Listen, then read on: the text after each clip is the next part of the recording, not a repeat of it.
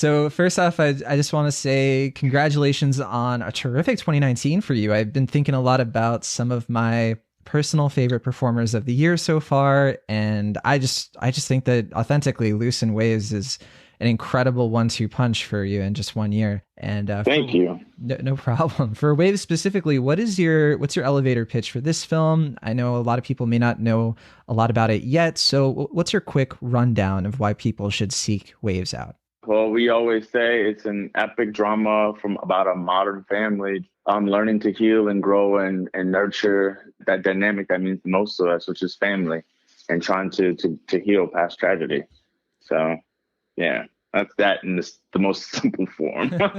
That's definitely something that people want to see, right? Yeah. So getting into the cinematography, one thing that really stuck out to me about Waves is how the camera sometimes orbits you. It'll follow you at close angles. And I've been really curious since I saw the film, how aware were you of how this was going to look and feel and sound like once it was all done, like as the filming was going along? You don't really know. I didn't know how great the sound and that sound design would be. I mean, that was so immersive. But I do know Trey as a filmmaker because of working with him on It Comes at Night, and I knew he knew how to draw us in. And so even in the scripts, he talks about the aspect ratios changing and the colors, and I know how he shoots things and the angles. So you are kind of, you know, that Trey's always told me, he said, I'm right with you. And even on set, Trey would either be under a seat in a car or in a closet or in the other side of the bathroom if I was there. You know, Trey was always with me. And I never felt like we were almost attached by an umbilical cord because we were in this together. This character was a piece of both of us. Wow. And so I knew that when we saw the film, we would be in his head, we would feel his pain, we would feel his physical pain, and we would also be with that beautiful second half of the movie. So you know the kind of filmmaker Trey is, but to hear the sound and to see the color correction and to see the music and to, you know, all of it come together is it's even more of a mind, like, whoa, like, you know what I mean? I'm just blown away and just moved by the whole film, to be honest.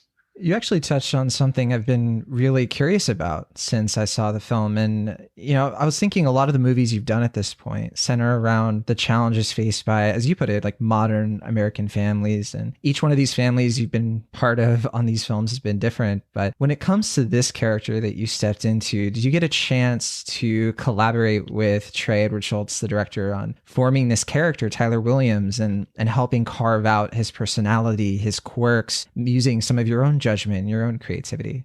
Oh yeah. So we took like right 8 months before the movie even started. We literally talked to each other and on the phone through text message. And we talked about our relationships with our fathers and our relationships with our mothers and our sisters and our romantic relationships. And we really just started to examine, you know, Trey and I called them little therapy sessions because we were trying to, he said, I want to, you know, tailor this role for you. So much of what was personal to him also became personal to me when the nuance came into the script. So then once he finally wrote the script and I read it and I was like, okay, so this is the story we get to tell. And this is the character I'm playing. It went even further into the hair, and making that decision was very early on, dyeing the hair blonde. We talked about Kanye. We talked about Frank Ocean. We talked about Odell Beckham and athletes, you know, trying to find identity. And what does that blonde represent in Tyler's role? What does it represent in the Black community? What does that do to a man who is very traditional in a lot of ways and you know, grounded in religion and masculinity and his idea of what it means to be a Black man? And how does he view his son because of that decision? And how have those views projected onto him? And then it comes down to the wrestling, and Trey was a wrestler growing up. So I did 3 months of wrestling training. I did 3 a day. So I would go and do CrossFit and then two wrestling sessions every day for 3 months straight. I gained 45 pounds for the movie. And so all of these things kind of helped me understand what world did this boy live in, and also understand Trey's concept and idea and vision for this character. And even comes down to, I started an Instagram for Tyler and I would post pictures every day. That's and right. Yeah. We, you know, all of this different stuff. So there were so many little pieces of how we wanted to make him feel lived in. And like, we never thought that we were watching a movie. We thought we were just a fly on the wall, watching this boy experience life, you know? Yeah, you really touched on a lot of what you personally put into it. So I want to hear too, like, what did you get out of this? Was there anything truly unique you learned from making this movie, either from the process, besides from wrestling? It sounds like you learned a lot about that, but maybe the story itself. Um, yeah, I mean, I just learned to I learned to just like love myself more. What I think when you do a character like this, you start to realize how much we're harboring as people and how much it does affect us and how not feeling secure in your own identity is such a key component to existing in a healthy and happy life. And living in that boy's pain every day was the extreme of what I think I would ever experience, but I think he has a little piece of what all of us might have felt at some point or another, whether it be judgment, whether it be a lack of feeling like you fit into a certain group or seeking validation from people that can't give it to you, or not knowing how to communicate in our times of need and our times of feeling isolated and alone.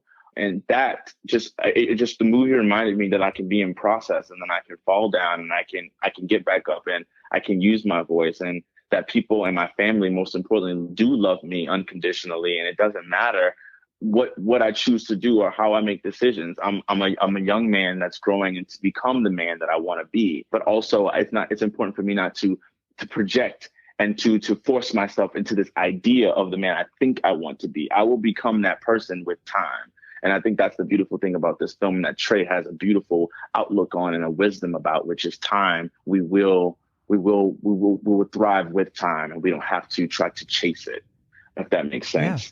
Just hearing you talk about this, I think one of the things that stands out to me for you as a performer is how much you have to say and how passionate you are about this. And I want to say you have a lot of momentum right now as a young, talented actor. Moving forward, what kind of stories do you want to tell?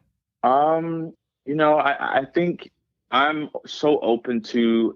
I think what I've learned in this business is so far is I came into it not knowing what it was or what I wanted to do per se. I almost was on Famous in Love on the CW. I tested for it. I wanted it. I almost got it. That was my goal. I was like, I grew up watching the Disney Channel. I didn't know how much power we had in storytelling. I didn't know how much we could be capable of doing. And so what I'm constantly seeking out is something that challenges me, something that an opportunity from a person that I didn't even think could envision something so grand, something so unique, something so specific to their experience, but that can drive us all to learning more about each other. And so I'm constantly just looking for that reinvention and that thing that we aren't supposed to think we're supposed to be watching. I think It Comes at Night was that. Some people love that movie, some people don't love that movie, but it's an interesting genre film about family. Then you look at something like Waves, and it's unconventional in so many ways. You look at something like Loose, and that's another movie that does not provide us with easy answers or easy ideas of what it means to be a young Black boy. These stories are just not easy to watch, and they're not simple. They're not just throwaways. They're unique and they're just different. So I want to do that in sci-fi. I want to do that in more horror films. I want to do rom-coms. I want to do all of it.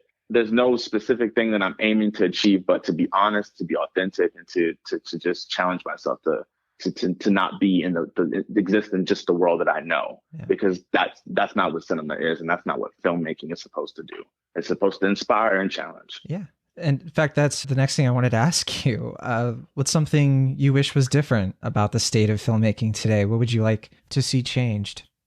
I really would love if people would stop trying to project, agendas onto film. I think there's a lot of, I think it's important to have a point of view, but I think when your point of view is to be politically correct, but to also sneakily slide in your biased version of what story you're trying to tell is not productive. And these ideas of remakes also not that interesting.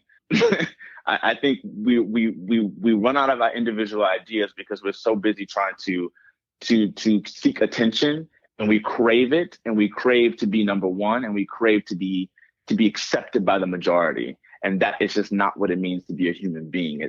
To be a human being, it means to be an individual and to be different and to be able to seek to love and understand other people as a collective. It's not to throw and push and force people and shove things down your throat. And that's where cinema kind of can get tricky and go wrong and be off-putting at a certain point. But I want people to just to be themselves and to tell stories that matter to them genuinely. I couldn't agree more. I think we want consensus so badly, and in this day and age, it's Mm-hmm. so hard to get. So I think that rings Mm-hmm. very true. I had just one more question for you, but at Cineholics, we're all about recommending films to each other, ones that aren't being seen enough in our opinions. And so we just got to hear from you. What's a film or a TV series you recently watched or maybe rewatched that you wish more people would check out? Maybe this is your chance to recommend something people might not have gotten into yet. Ooh, interesting. That's cool. I mean, what have I watched? To be honest, I have a problem with watching the same movies over and over. Mm. Um, and every now and then I will re-invite a new movie into my life. And I don't know, I haven't been watching much stuff lately. The only thing I love, I don't know, a lot of people probably have seen this or maybe they haven't, but I love Lynn Ramsey's films and I love Ratcatcher. And we need to Yeah. talk about Kevin. Also, this film I saw recently was a Michael Haneke film, which is older, but it's called Cachet. That was really interesting. Really? Okay. Um, The Piano Teacher with Isabelle Bear is fantastic.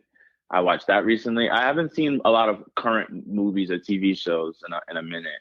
I always take the holidays to sit down and do a binge on everything that I wanted to see through the year. Yeah. Um, when I'm bored with my family. But yeah, that's all I got for now. I'm Yeah. sorry it's not No, I more love that. interesting.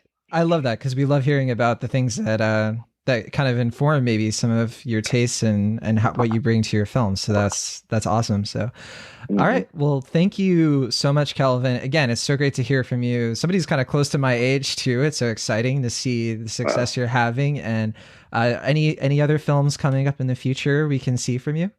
Yeah, I have a film. I decided to take it light after Wave, and I did a romance film where I play like the comedy part in this film called The Photograph with Issa Looking Rae forward and to that. Lakeith Stanfield, and I did a rom com with Dakota Johnson and Tracee Ellis Ross, and I did Aaron Sorkin's movie that comes out next year, and called The Trial of Chicago 7. So Excellent. that's what's coming up.